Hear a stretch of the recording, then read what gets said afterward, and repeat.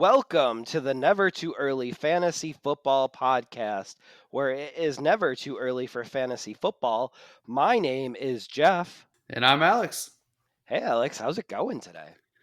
That's going well. It's schedule release day, so we get to talk about our news in this episode, and then we follow it up with another episode. Yeah, as you had just mentioned, the schedule being released this week today, it's amazing because we get to we get to know where our football teams are playing, when they're playing, and we get to kind of look to see what primetime games there are, but that will be another episode that we talk about that on. So, as always, thank you for downloading, listening, liking, and commenting on our podcast videos. Please subscribe to us on our socials. We are on Spotify, YouTube, Facebook, Instagram, TikTok, and Twitter with the handle at N2EFantasy. Alex, what do we have on this episode? On this episode, we have news from around the league. So we've got a few quarterback items, and then we are going to just go over a bunch of signings as well and really try to dive into the fantasy relevance of this as well. So That sounds awesome. So, up first, we have the Carolina Panthers announcing that Andy Dalton is the current starting quarterback going into the 2023 season. Do you believe this is true, or are they making Bryce Young earn it? I don't think this is true. I think they're just saying it because it's coach speak, but they drafted Bryce Young number one overall. They traded up for Bryce Young. They gave up DJ Moore. It's going to be Bryce Young. It has to be. And anything else is just silly. Yeah, I fully expect Bryce Young to be under center week one. You don't spend that capital to not start Bryce Young. There are some interesting aspects of that because I did bring in Andy Dalton, a veteran that's very capable of doing the starting job very early on. So, is there a world where I could see them do this and have them go with Andy Dalton, the veteran, early, and then go with Bryce Young a little bit later? Yes, there is a universe that I could see that. But with the capital that was spent on Bryce Young, I do not think that's likely. I think the Panthers fans will get very restless very quickly if it's not Bryce Young all the way early. Yeah, I think you can kind of break it down because if the Panthers' offensive line was bad, okay, then I could see you not wanting to damage your fresh quarterback right away. So that's not a problem because I think the Panthers' offensive line is at least in the middle of the pack. They're not at the bottom of the pack. They've got weapons to throw to. He's not someone that has to sit and learn the game because by all measurements, he seems to be very intelligent, very quick, makes good decisions. So there's none of that learning curve, I think, that won't be satisfied from just playing. So it doesn't make any sense. They've already traded assets, so losing is not going to help them in the draft next year. So they might as well try to win now, and they're not going to win now with Andy Dalton. Andy In Dalton is a fact, it'll backup help the quarterback. Bears if Yeah, they lose. so you don't want to help someone else in your conference. It makes all the sense in the world for them to just go ahead and use him. And I think that's what they're going to do. And I think that's what a lot of these teams are going to do with the quarterbacks that they drafted in the first round, at least. The other ones we can talk about whether or not they're going to be used. And speaking of that, Tennessee, they drafted Will Levis in the second round and traded up for him. But Tannehill is also expected to be the week one starter. Is this the same situation with Andy Dalton? Or is this a different scenario entirely, Jeff? So the draft review for Levis is that he's a project. So I do expect this to be true. However, is this the most starting quarterback news that we've gotten in a May ever before? Like we haven't had training camp. Yeah, they usually wait till the season starts, or the preseason at least, to say who the starter is. But we're here at May 11th, and they're already announcing who the starter is. It just seems like just team speak. However, with Ryan Tannehill, I think he will start because I don't think Will Levis is ready to play. I don't think he's going to play until they lose a lot of games or he blows everyone's mind in practice or in preseason. Jeff, what do you think about that?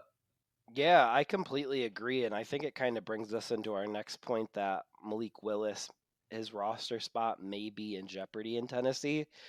At the best, he probably projects to be the third quarterback if he stays. And typically, teams don't keep three quarterbacks on their active roster. Going back to Tannehill, I think Tannehill's the lesser of the three evils. We do have to remember that Tennessee did miss the playoffs by one game, and Josh Dobbs was starting that last game of the season. So if Ryan Tannehill was starting it, would have been a different scenario. Like there was probably 4 or 5 games that Tannehill missed down the stretch. Could have they won one of those and snuck into the playoffs? Probably. So I don't know. Their team might be a little bit better than we think they are. Obviously, we were surprised last year by Seattle, and there will be a surprise team this year. There is one every year. Could be Arizona, could be Tennessee. It's going to be someone that just comes out of nowhere and is like, oh, this team's actually good. Do you think it could be Tennessee? No, I don't think it could be Tennessee. I think Tennessee could spoil some games for teams out there, for competitive teams out there. But ultimately, I don't think it's a team that can make the playoffs unless everyone in their division stinks. And I don't think that's going to be the case this year. I don't think that Tannehill is going to be there past this season. I think he's likely traded, or potentially they let walk in free agency if they can't work out a trade. Might cut him at some point in the middle of the season if they go past the trade deadline. I don't know why, but that sometimes happens in pro sports. I agree that Malik Willis disappointed greatly last year, and they seem like they're frustrated with him. So they brought in another high middle pick, basically the top of the second round, to get a talented quarterback on paper who has his own issues and flaws, and Will Levis. And they will probably start him at some point, but I don't think it's a good sign if they start him this year because that means things are going horribly wrong for them. Overall, I agree. It's a different scenario than coach speak saying Andy Dalton's going to start over Bryce Young because the rookie quarterbacks are two entirely different calibers. Bryce Young is going to be really good according to where he was drafted and how teams view him. And Will Levis, teams showed how they viewed him when they let him sit in the room at the draft with the cameras pointed at him. So I don't think he's inspires much confidence and hope in Tennessee for those fans either. A lot of fans are upset that the team drafted him in general, but it's going to be interesting to see if he can actually perform and prove the doubters wrong. So that's going to be something to monitor as well. And hopefully Ryan Tannehill gets a chance to play for someone who's more competitive at some point this year. We will see. A lot of injuries do happen. And speaking of other quarterbacks and things that could happen, NFL team officials are skeptical that Justin Fields, can be a pocket passer, but they do feel that he can elevate a whole team. So what that tells me is that he's a really good motivator. He's a really good getting people to play at the top of their skill level. But they're very worried about him being able to actually sit in the pockets, throw strikes to DJ Moore, throw strikes to Mooney, throw strikes to Claypool, come at actually be a successful NFL quarterback, not just a running back that can throw from time to time.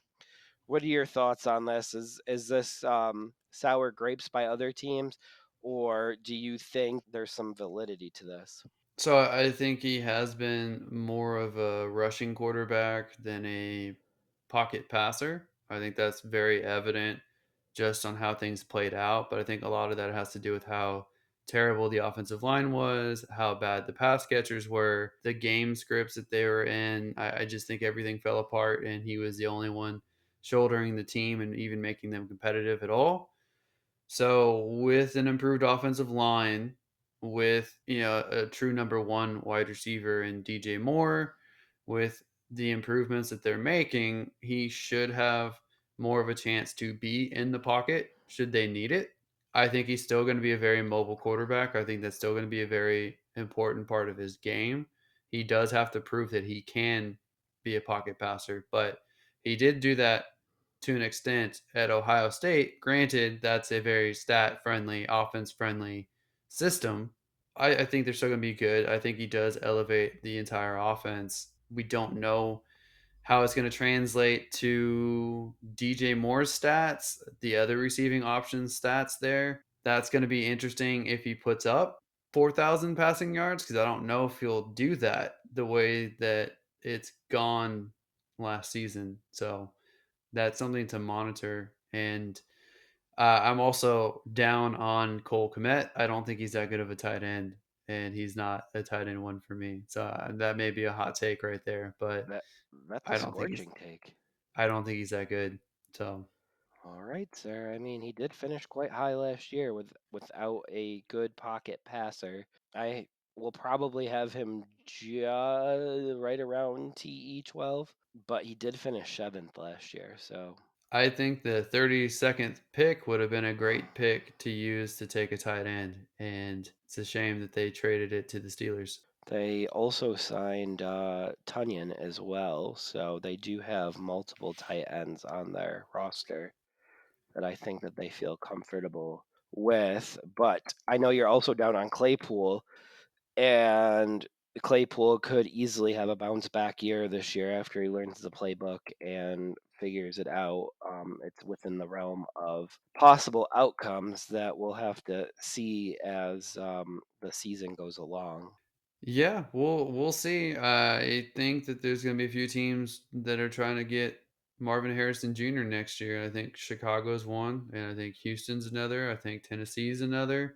So it's going to be interesting to see if Claypool actually works out for some reason. Then they won't need another wide receiver. I just don't think he's going to work out either. So Right, right. Absolutely. It's really hard for teams to keep two alphas too if they already have DJ Moore and then they grabbed Marvin Harrison in 4 years. That's a hard decision to make then if DJ Moore is still performing. I don't know. The Bengals still have Higgins, so He's there's still that playing on that rookie deal though. I for thought they now. would I thought they would trade him and get something for him before you just walk, but it's possible that he just walks and they get a third round compensatory pick for him after they tag him 1 year. No, they won't do that. They'll get something for him if they do decide to trade him, but to me, I think they're going to resign him. So I don't think they have the money for it, but we I will think see. I think they'll move some things around. They'll check their couch for some loose change. But that That'll but work. that change moves down to further years, and we saw what Jalen Hurts cap hits are for. They're like $99 million for later in life. Listen, every team is going to use 7 void years from now on. Just phony extra years to just mess with the cap space and give themselves extra cap space. And then when they get close to it, they're going to redo the deal and completely change it. And it's not going to be there anymore. It will still be there. It doesn't just go away. The dead cap stays. Listen, they spin around their chair 3 times and it's all gone. That's how it works. The dead cap does come to roost at some point. We saw with the Saints over, what were they over, like 80 million going into the offseason? Well, the trick is you trade everybody away and you just draft a whole bunch of rookies. You just have rookie deals and you just eat all the dead cap just like Right. that. So another way to go about it is you draft a backup quarterback that's cheap, and that seems to be what the Lions did with Hendon Hooker. They drafted him, and it seems that they are going to at least be redshirting him 1 year, but they may be redshirting him a lot longer than that. Yeah, there's a lot of signs that point to this, besides the fact that the head coach and the GM both basically said it in their press conferences after the draft. He's coming off an injury, so they want to arrest him for that reason. He's coming off of offense at Tennessee that doesn't translate to the NFL well. So there's reasons why they don't want to rush him out and play him. Also, they have Jared Goff, who was one of the top quarterbacks last year that kind of surprised everyone. And he has 2 years left on his deal. They're talking about renegotiating with him and extending his contract because he's playing well. So Hendon Hooker potentially could never start for the Lions his entire rookie deal. That is an entire scenario. They also traded down a couple times and still drafted him. They didn't trade up for him. They traded down and then decided to draft him. So that doesn't indicate that they wanted him as a potential quarterback. That indicates that they took him because the value was there. So it made sense to take him, which means he's probably going to be an upside backup. But then again, the Eagles did this with Jalen Hurts and Carson Wentz. They had Carson Wentz, who they took second overall, and took Jalen Wentz. Or sorry, they took Jalen Hurts in the second round as a high upside backup that they're going to bring in on special plays. And he ended up being their starter. So maybe it's that kind of scenario. My issue is he's already 25, probably going to be 26 when the season hits. And so if you sit him a year, next year he's 27. The next year after that, if you keep Goff on his current contract, he's going to be 28. Do you want a 28-year-old quarterback who has not started in the NFL to play for your team? I don't know. I don't know that that's something that teams would feel good about. It seems like just a high upside backup in case Goff doesn't work out or gets hurt. Yeah, and I don't think that's a bad idea, especially where this team is trending and going. It does feel like Dan Campbell has them on the right path. And it feels like they are a team that continues to improve year over year. And I think they played with a lot of heart in a game where they didn't have a lot to play for against the Packers, the last game of the season. So they the Packers had a shot to get into the playoffs, and they still lost to the Lions. Dan Campbell brought his team ready to play. They played inspired football even though they had nothing to play for still. But rounding up our last quarterback news for the week, Minnesota wanted to trade up for Bryce Young if he slipped past Carolina. And they also wanted to do the same for Justin Fields a few years ago. What does this say about Kirk Cousins? Because it does seem like Minnesota keeps extending him too, except for this year. It says that Kirk Cousins is an above average quarterback who will put up good stats and help a team score points, but maybe isn't the long term answer, isn't someone who can get you game winning drives at the end of a game. He can help you maybe keep a lead, but you can't really trust him to play in primetime games. You can't trust him to play when everything's on the line, which is unfortunate at this stage in his career. So they're kind of stuck where they want to have their next answer quarterback, but they win enough where it's hard for them to do that. So they want to be able to trade up for one of these highly valued rookie prospects in the draft, and they don't have enough capital to do it. So they are stuck with Cousins until they can find an answer, which might come in a trade, like a Trey Lance type trade, where they might acquire someone that another team might be willing to move on from. Might come from free agency after Cousins' deal's done, although I don't know who would be available for them. I think teams would want to trade for Cousins. I think that he's still valuable, so I don't know if Minnesota would want to punt for a year and trade Cousins and suck for a year and try to get one of the quarterbacks in this upcoming draft. Jeff, I know you have certain feelings about intentionally tanking. Do you feel like it's something that Minnesota would consider, or do you think it would be something the ownership and GMs would consider, but not other people in the organization? How do you feel about tanking in general and with So, Kirk Cousins? Yeah. so, so with Cousins, I love Cousins throwing to Justin Jefferson. Like, obviously, going to a different quarterback, wasting a year of Justin Jefferson sounds terrible to me. So for that reason, tanking would suck because you're ruining a year basically of one of the best players in the league, and you also there's a shot where you make him play at half speed, not all the way. And injuries tend to happen that way. So what if the last game of the season they're tanking, Justin Jefferson's out there running half speed and tears an ACL because he's not taking what he's doing seriously, and you lose him the whole next half of the year. There's a lot of consequences to tanking outside of league punishment. Coaches lose jobs, players lose jobs. They're all playing for their current jobs, future jobs every week. So GMs and owners may love the tanking idea. I just don't think it works because you can't tell players to go out there and play this violent game halfway. And I think that's unfair to do that. And I know people want this number one overall pick, but how often is the number one overall pick terrible and it doesn't work out anyways? So I think if you tank and you get the number one overall pick, you're going to kind of reap what you sow on the back end there. Yeah, and I think it's something where I think GMs and ownership and sometimes fan bases want the tank because they want to get someone who is highly valued in the upcoming draft. What, no matter what sport it is, I think it does happen.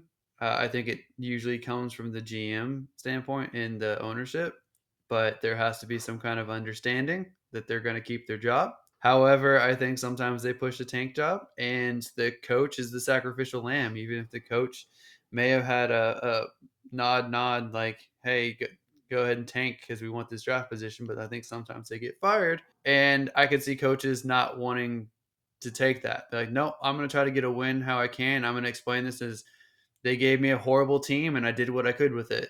And I think that's what Lovie Smith did, winning that last game. I think that's, and like you said, the players, obviously, they don't want to lose because it affects their bottom line. They want to put up stats. They want to win games. They want to be able to get the next contract and they want to earn their incentives from reaching certain milestones and they get ticked off when coaches call plays where they don't get the catches. They don't get in because they'll have to pay them a couple $100,000 to meet a certain stat line. Right. And I agree that coaches and especially players don't want to be a part of tanking. They want to they want to do well. They want to win. And a losing mentality can carry over. That's one of the points that you've made to me before. Is that can carry over, and then you can get stuck. All of these factors come into play. I think people try to push for tank, and I think other people push back. I think that's why some people mess up their tank job because of those factors too. So I mean, I personally would like to play for Levy. He's the coach that I would want to play for because I know that he's not going to put me in a losing situation. Like on he's purpose. yeah, Yeah. and that in his next job, if he does get a next job in any role, then he'll have inspired players because he can say that I play to win every single game, even if it means my job. He's one of the best defensive minds in football the past couple decades. He's been to a Super Bowl, coached against Peyton Manning in that Super Bowl, so that's pretty impressive. And he has one of the coolest beards I've ever seen in the NFL. So We should grow out our beards like him, I don't think I could grow one that's cool as his. more full. His is like perfectly white, and it looks like he looks like one of the classic like Greek god statue kind of beards. You know what I mean? Like just perfectly full. I think he's going to get another job out there, whether it's positional coach, whether it's defensive coordinator, whether it's a head coach job at college, and work his way back to being a head coach in the league. I think that's still in the cards for him, and I think he stuck it to Texans ownership because they wanted him to lose, and he said no. So I think Absolutely. he's going to get a statue in Chicago if he doesn't already have one. That's Yeah, so bringing this back to Minnesota, the other rumor out of Minnesota is they want to part ways with Delvin Cook. Like, why at this point? Like, they didn't draft a replacement. They brought back Madison, but they had Madison and Cook last year, so there's been no additions at all. And they're considering cutting him at this point when he's still one of the best runners in the NFL. doesn't yeah, it doesn't really make sense because they don't have anything lined up to replace him. They do have Alexander Madison.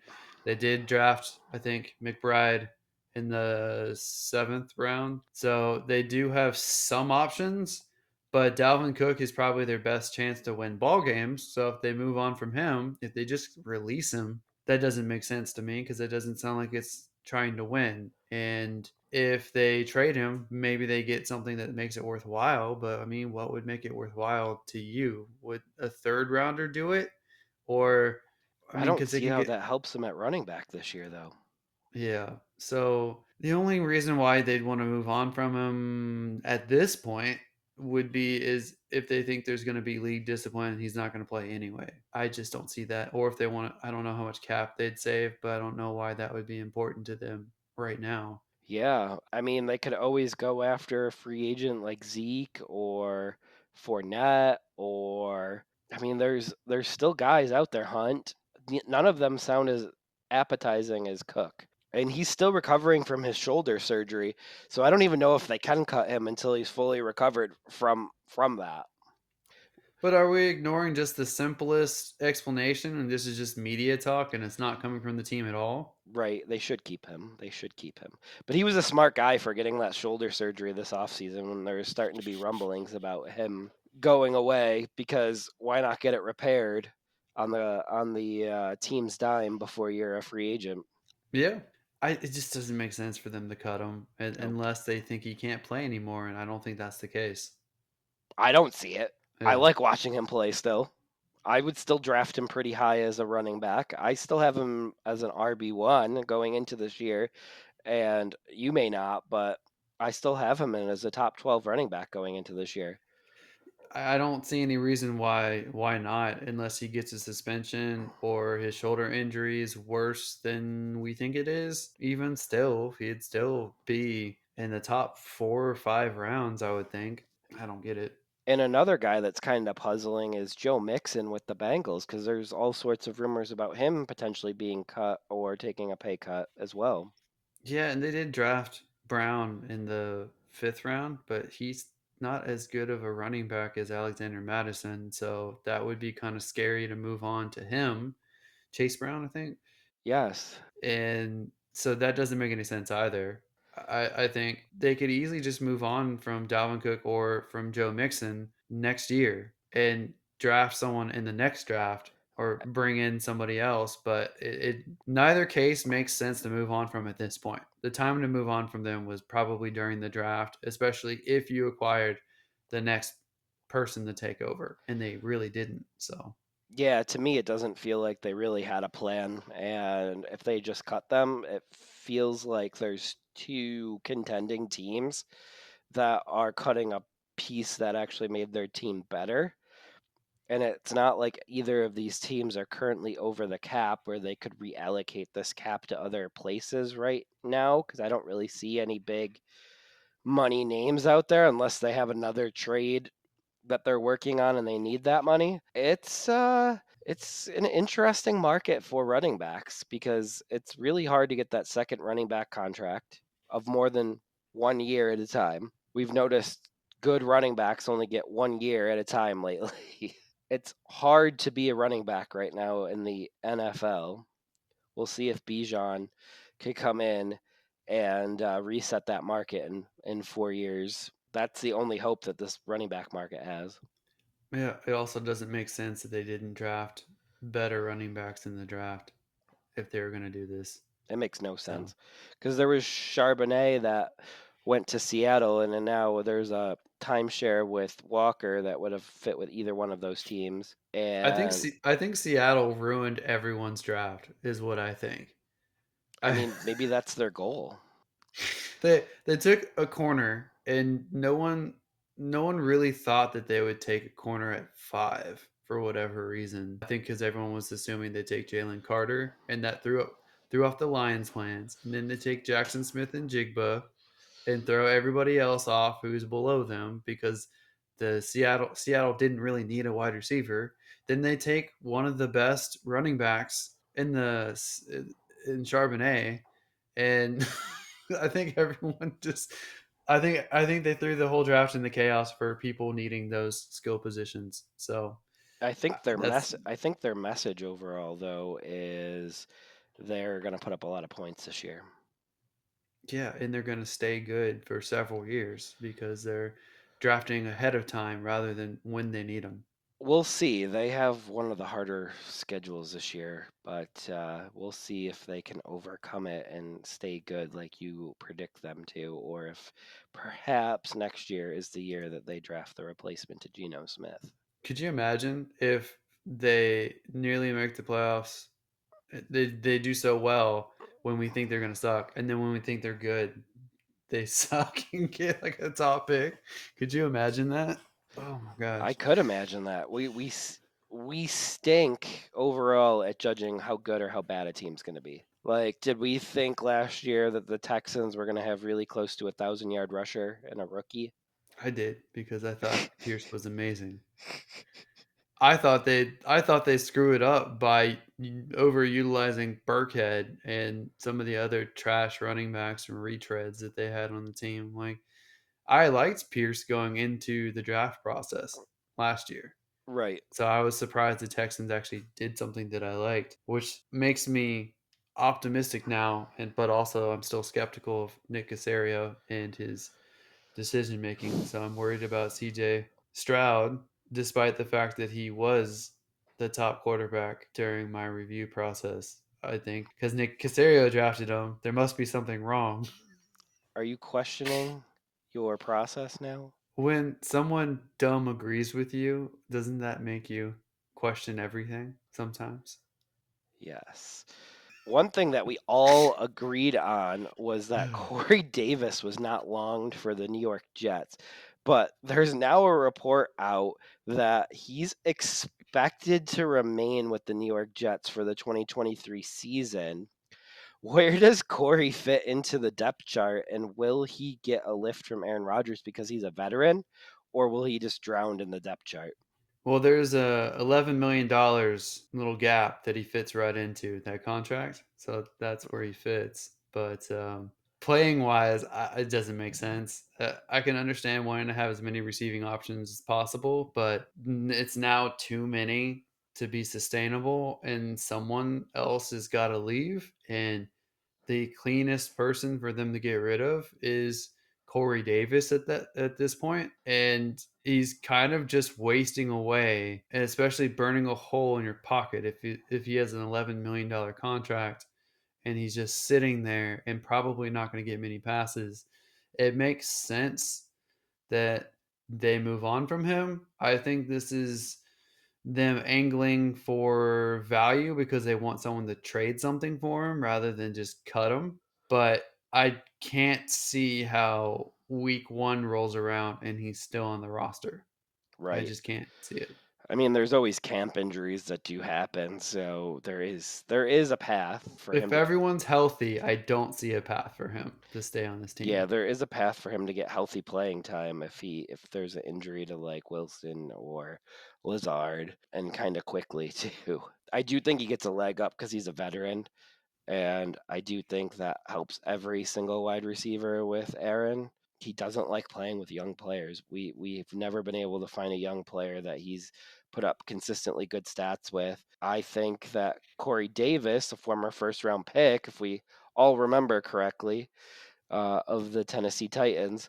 I think to your point, though, there could be a team out there that needs a wide receiver that does end up trading for him.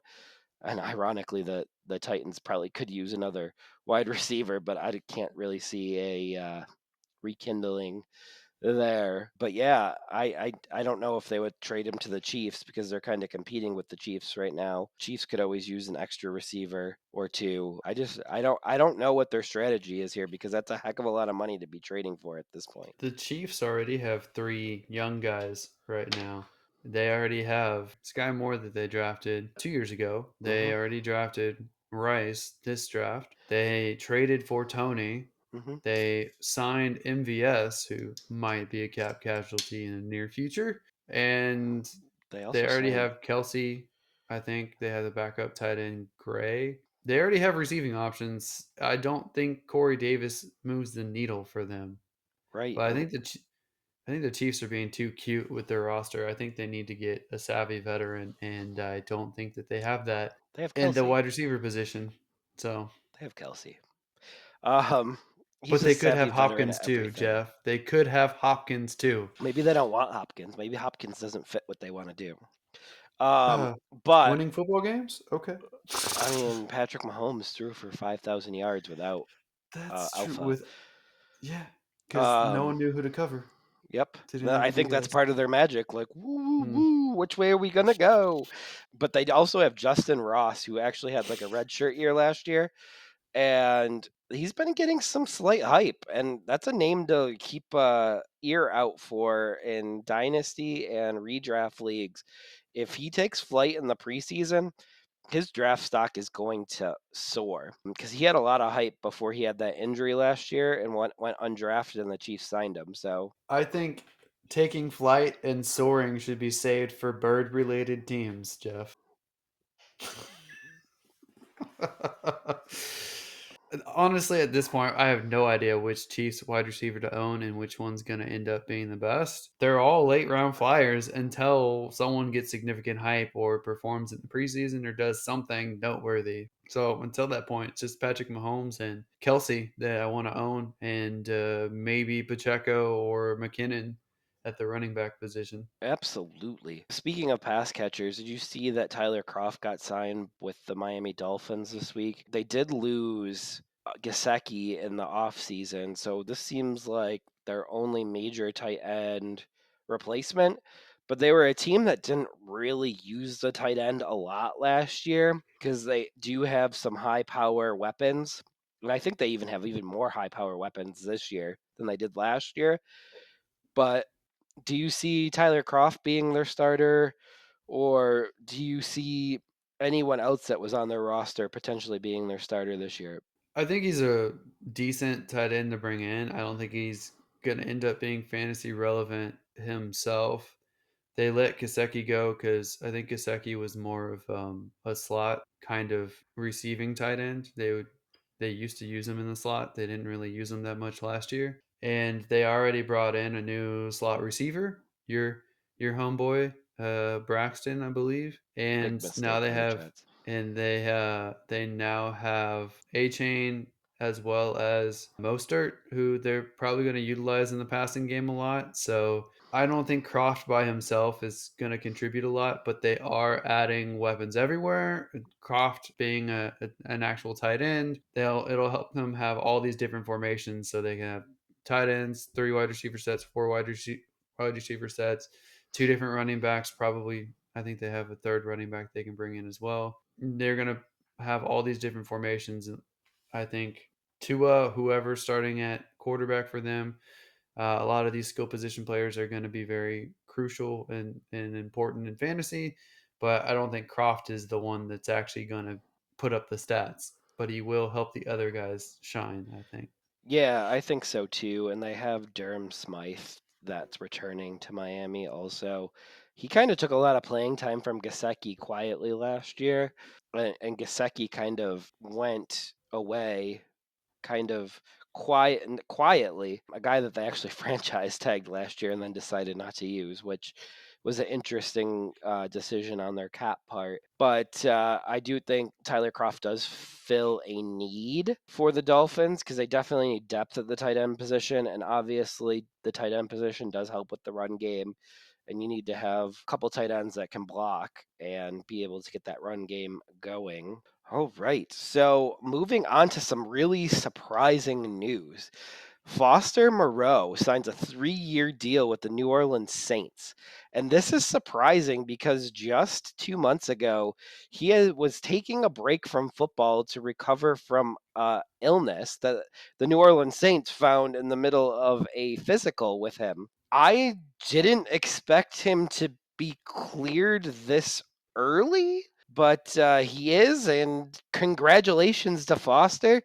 And I feel like this is an interesting landing spot because you still have Guan Johnson and you still have Taysom Hill at the tight end position, but then you have Derek Carr Vegas connection here with Foster Moreau. What do you think about this signing? It's a 3-year deal. It's a questionable signing to me because it's already a crowded receiving pie. So you talk about the receiving pie. There's only so many targets to go around. How are they going to split it with all the receiving options that they have, all the running back options that they have? It doesn't make any sense. Other than a nice gesture for both Foster and for Derek Carr, who he played with, to have one of his former teammates with him in New Orleans, unless they're going to do more two tight end sets, unless it means the end for Taysom Hill. Like maybe that's going to happen. Aren't they tied up with Taysom's contract that they used for funny money to adjust the cap? Like I don't know how this factors in. So especially when there were so many tight ends that you could have gotten for cheap this past draft. It's I'm only smiling because you said that every team can use funny money, but then that's funny that we're using an example right now of one that blows up in the face of a team yeah.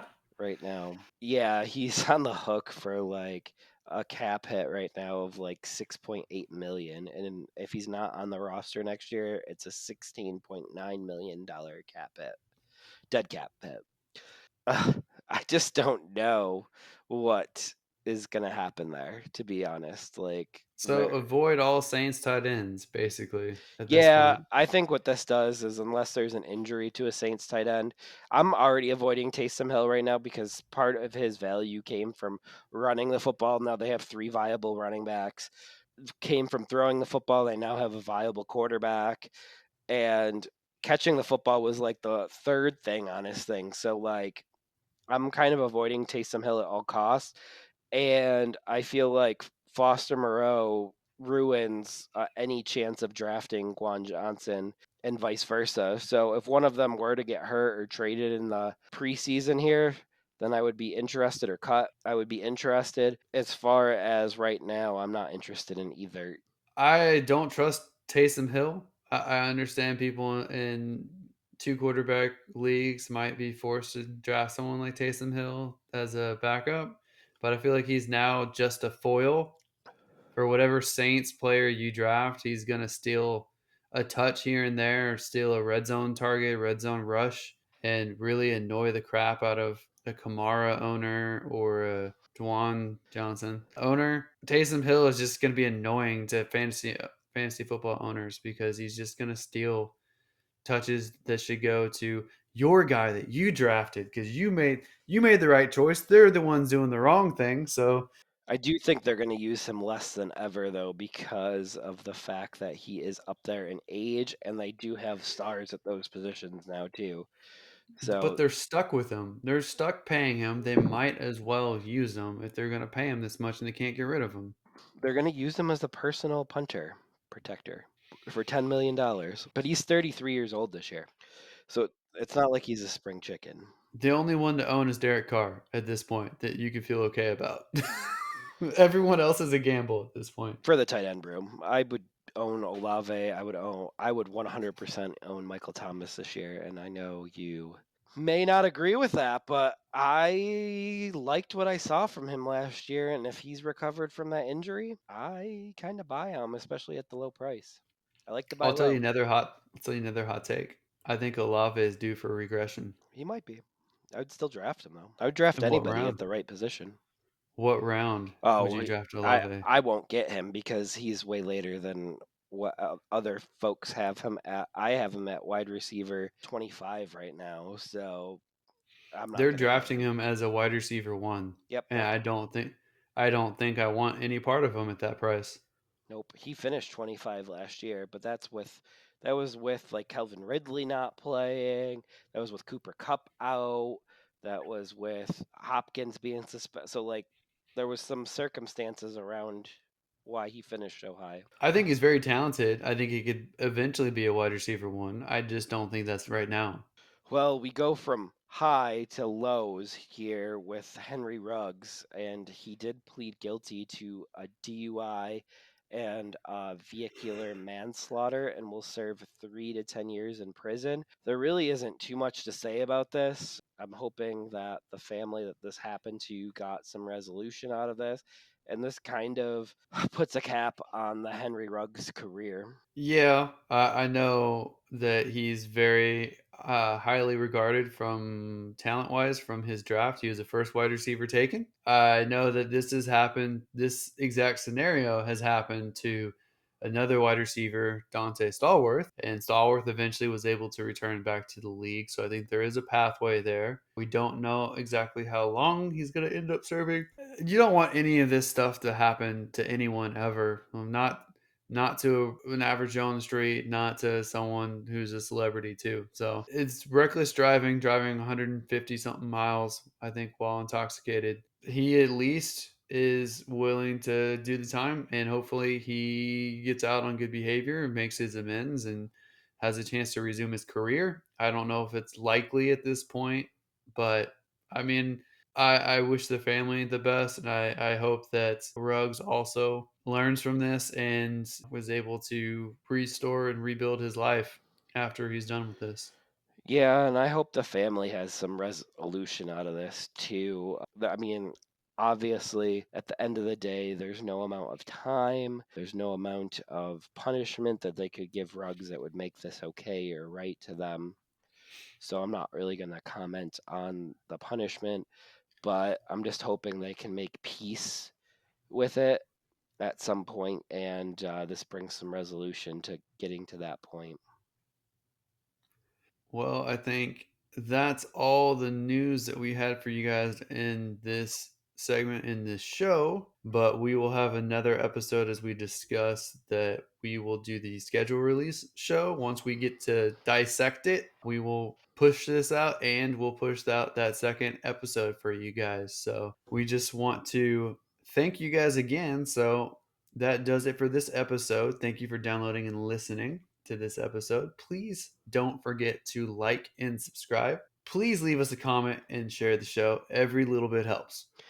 As always, you can find us at our handle at N2EFantasy on Spotify, YouTube, TikTok, Facebook, Instagram, and Twitter.